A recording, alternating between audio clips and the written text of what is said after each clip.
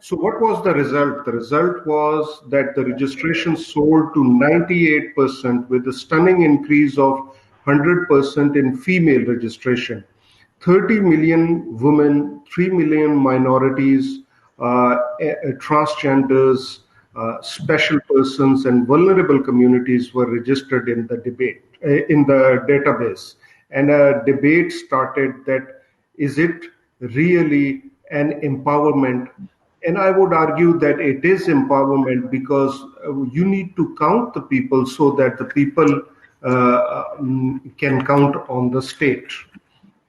So let's talk about the empowerment while I'm at it. The most important story is how one of the digital identity database transformed the governance when it was deployed to reconnect the state's relationship with citizens. This matters in a country described as a fragile state. Mapping the unique identities of citizens can be a powerful tool in extending voting rights, providing access to financial services, disbursing cash transfers, and combating corruption. The result is a remarkable empowerment of ordinary people. So for empowerment, one needs to look no further than the use of digital identity. So to sanitize voters list, for example, that have long been manipulated by insiders. When we reconciled the manual voter list of 2007 with the multiple biometric citizen database of NADRA, the results were truly astounding. Nearly 37.1 million entries were incorrect. This is a little less than 50% of entire electoral rolls. 9 million voters were registered multiple times and 15 millions had no matching identity in NADRA database. So for the first time, we developed voters list that carried photographs and of the voters to reduce the risk of electoral fraud. Isn't it digital transformation? With the support of Election Commission, a mobile phone service was launched to verify polling information of voters. Nearly 60 million voters checked their vote registration and polling station information on their mobile phones. The mobile phone operators first time learned that, what is their threshold of providing the information to common citizen. Some of the servers crashed down, but they recovered. They learned. Every small failure has a success story. So isn't it a perfect example of digital engagement with citizen? And look at that, post-election complaints of rigging compelled investigating courts to solicit NADRA's help. The database was used to reconcile counterfoils of ballot papers. In some cases, the evidence of rigging was so glaring that it put many political power brokers to shame. Just to tell you, in one constituency, one person voted 310 times from a woman-only polling station. So the election in that polling station, in that constituency, was recalled, and hence digital transparency stripped the political power brokerage system naked. So that was an example of empowerment. Next, let's switch our attention towards social service delivery domain. And when I say social service delivery, it is like reaching the unreached, the masses of Pakistan, the poorest of poor. So here goes my second story and the second key experiment. This time in improving social service delivery, as I told you, when the World Bank's Poverty Scorecard survey was conducted in Pakistan, NADRA digitized it. Earlier, all of such attempts were not digitized. So what was the benefit? It reconciled it with the biometric citizen database and facilitated the compilation of one of the first poverty databases in the world. This database is being used today by SARS program to extend financial assistance to over 7 million women through the Benazir Income Support Program, and now it is called SARS program. Yeah. After one-to-one biometric matching of beneficiaries, a direct cash transfer program using smart cards was introduced, and it has reduced fraud and undercut the role of rent-seeking intermediaries. Again, isn't it an excellent example of digital governance? The current government should be appreciated that it has continued the program that the previous government has laid the foundation of. Another element, the third aspect of governance, is strengthening the state capacity.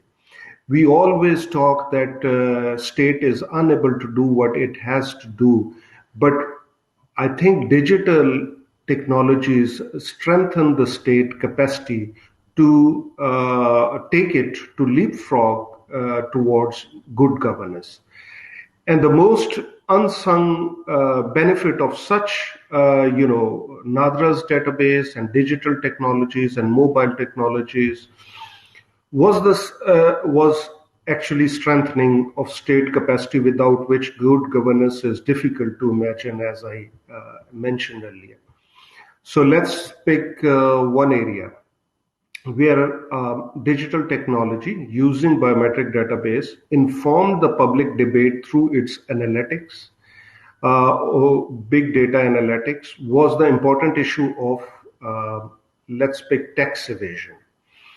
The biometrics database was used to identify 3.5 million tax evaders in Pakistan who lived in posh localities, made expensive trips overseas, and had foreign currency accounts, yet were absent on national tax database. We also identified 25,000 ghost workers, multiple dipping pensioners, proxy prisoners, and those who stole people's mandate. So it enhanced state capacity.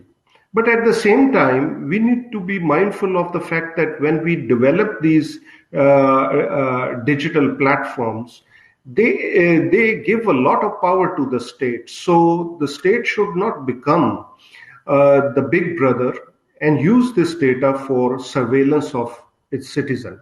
So data privacy and security is an important element or aspect that we should pay attention to. So all of this is very promising, but technology is in the end only a tool. Strong political will is needed to deploy it in the interest of citizenry.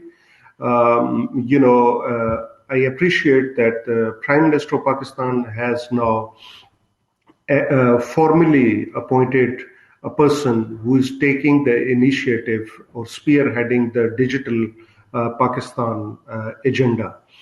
But I would urge that the institutions who have laid the foundation for in promotion of such agenda and actually prepared developed the application in the citizen domain should be tapped into with the business sector's involvement.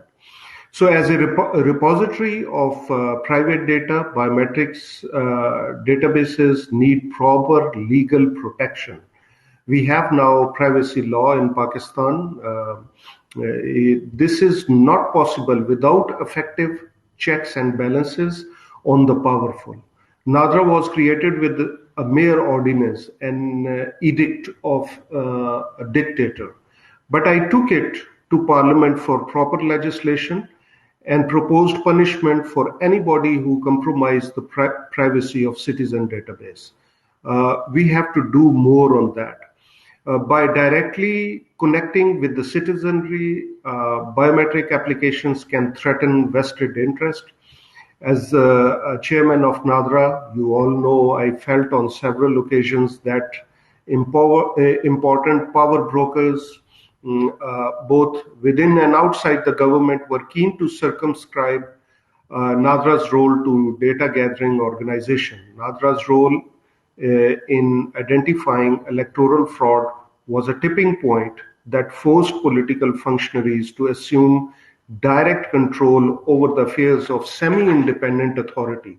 Few significant citizen-centric applications have been launched during the last few years.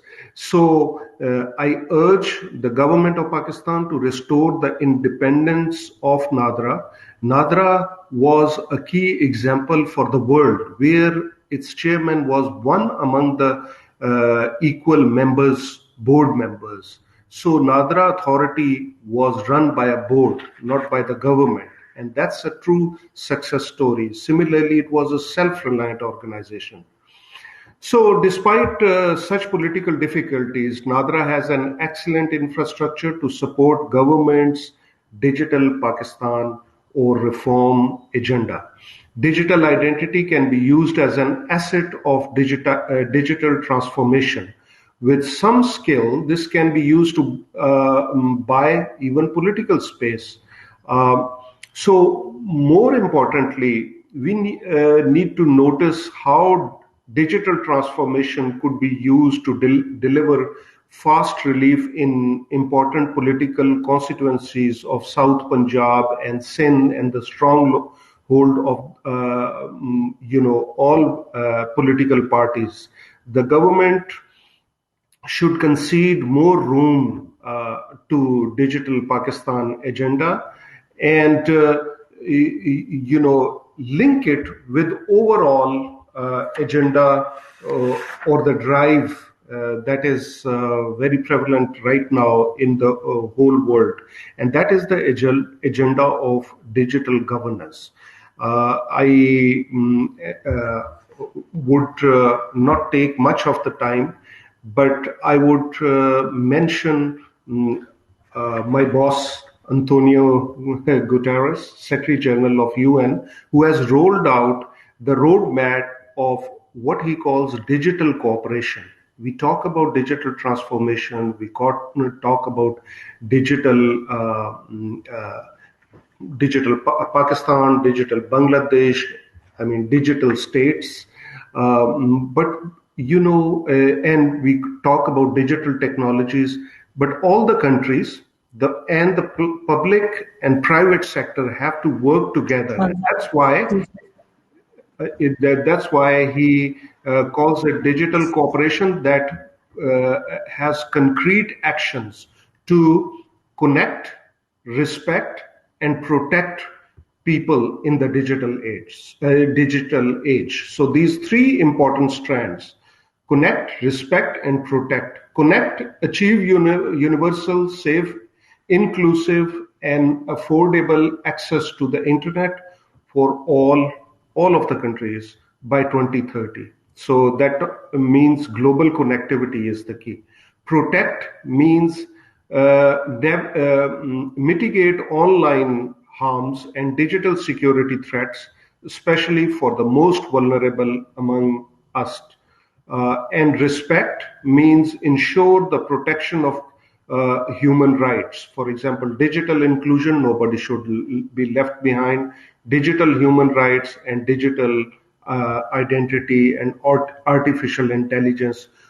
All these digital initiatives should respect the human rights.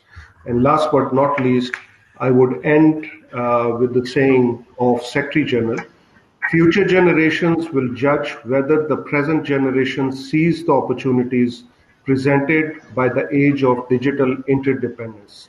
The time to act is now. Thank you very much. Mr. Malik, thank you so much for your time. I love the connect, respect, and protect. We also use it a lot in our marketing strategies.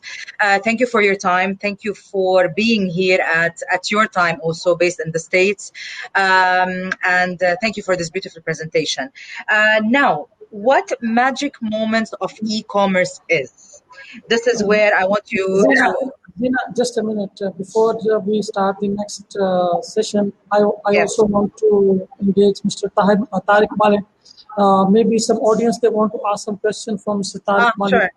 Yeah. Yes, sure. So audience, you have the floor with you. So if you have any questions, if you want to discuss anything with Mr. Tariq Malik, you can write your question in the question area, and you have two options. You can discuss in the audience, or you can write your question in the Q&A section. So that Mr. Tariq Malik is with us.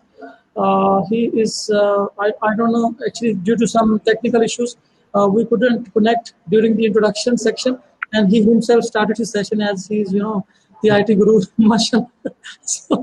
So he's joining us from United States of America right now. So it's 5 a.m. in the morning over there, and mashallah, he woke up and he looks very fresh. Maybe he's early riser, or I don't know.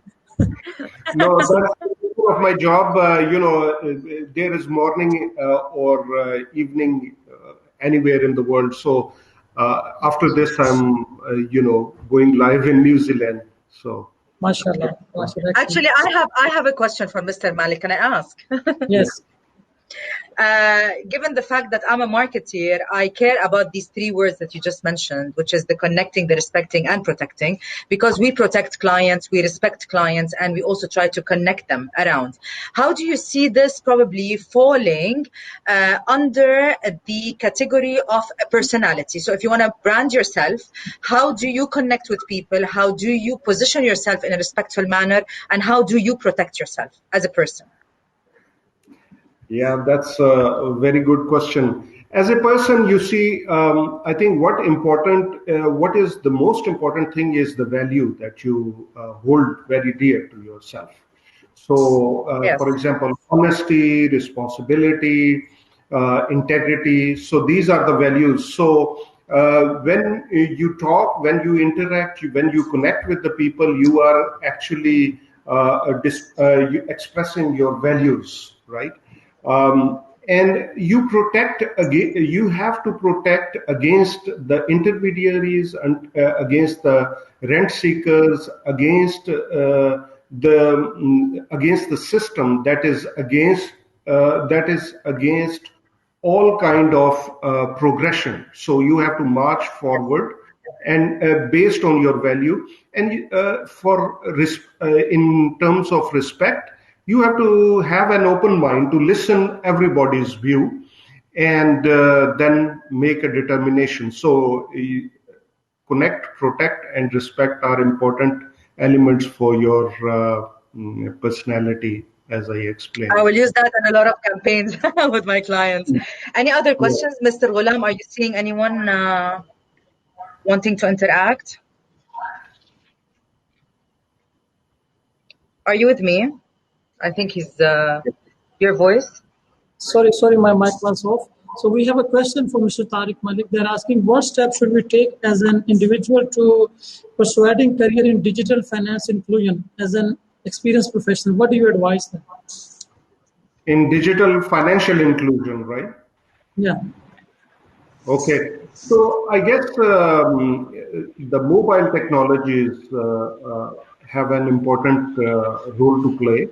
And so there are lots of apps that people are developing, and they are, as I told you, undercutting the intermediaries. So they are creating a connection between the people and the service directly. So I think iOS, data analytics, Python, R, and so data science has an important role, and the mobile technologies have a very important role that the youngsters can actually look at. And there are a lot of open source software and free software available on the internet that you can learn and create those applications. But first, get the knowledge, read that what it is about. There are lots of M-Pesa is very popular in Kenya. I have just returned from Africa. So Africa has a phenomenal explosion of these technologies, which are connecting databases with the platform of the telcos, and then providing the services directly, like mobile money, to the citizens of these countries. Okay. Are there any other questions? Let's see. What model of data sharing amongst government organizations do you see in Pakistan, and what are the biggest hindrances? Yeah, that's a very good Yeah. question. Yes, that's a very good question. I think the data in most of the institution, uh, the aggregated data Yes. should be shared with the entities who are developing the application. For example, let me give you one example. In NADRA, we open up the NADRA not so to the development agencies, not and we did not provide the access to the privacy of the citizen or individual data, but the aggregate data was available to the development agencies and the banks and the other and in the private sector. And look at that. At that time, we had, I think, Easy Pesa that came up. Microfinance banks use their data to actually provide the services or develop the apps for in the public domain. So the government should be sharing the aggregate data with the private companies with proper NDAs, non-disclosure agreement signed, so that the data is used for the purpose that it is asked for.